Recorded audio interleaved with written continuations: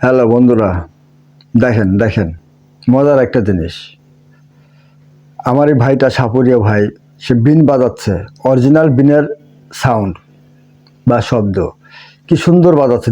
দেখছেন অনেকগুলা মানে একটা গাছের মানে বাগানের মধ্যে ঢুকছে, যেসব জায়গাতে আর কি সাপ থাকে, সে আর কি কাল সাপ নাককে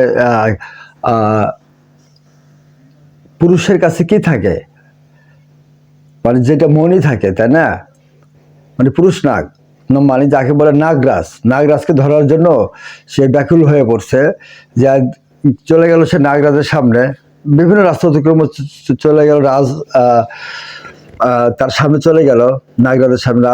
নাগরাজের সামনে গিয়ে সে যখন বিন বাজালো, নাগরাজ কি হয়ে গেল? মহিষ হয়ে গেল।